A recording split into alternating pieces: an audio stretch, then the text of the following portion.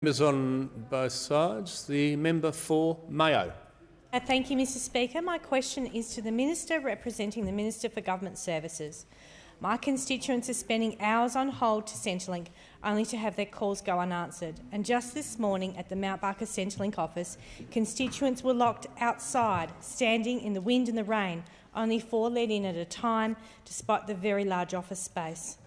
When Australia was first hit with the COVID pandemic, APS staff were deployed to Services Australia to ensure support was delivered to impacted Australians. The pandemic isn't over, and will the government please reinstate the APS deployment? The Minister representing the Minister for Government Services.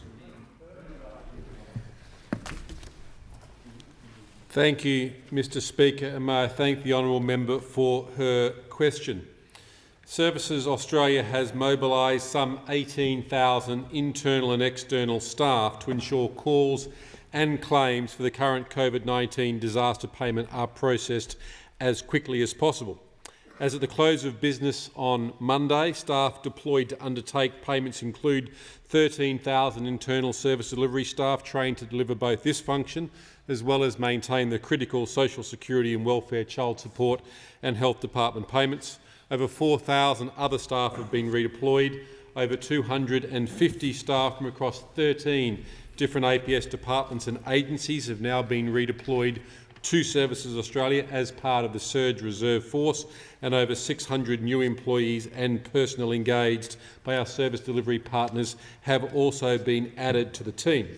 As the member knows, all service centres are open, which is 327 service centres, which is a huge workforce, just under 20,000, to ensure we maintain a significant presence to help all vulnerable Australians. It's important the House also understands is that the number of Australians allowed within those service centres is determined by state and territory public health orders.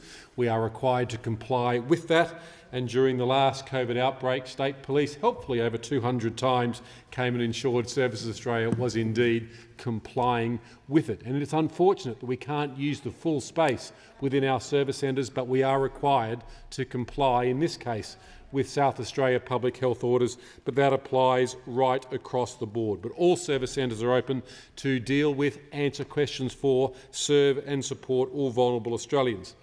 I'd also like to remind Australians that all major payments are online for them to claim using MyGov, which is the biggest authenticated platform in the country.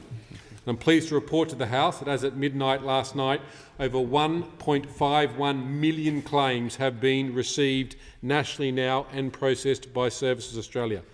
That includes 1.23 million claims in New South Wales alone, 215,000 in Victoria and 60,384 claims in South Australia in the member's home state. There's 58,000 unique claims in the member's home state, with the vast bulk of them already granted. Over $31 million have gone to South Australia.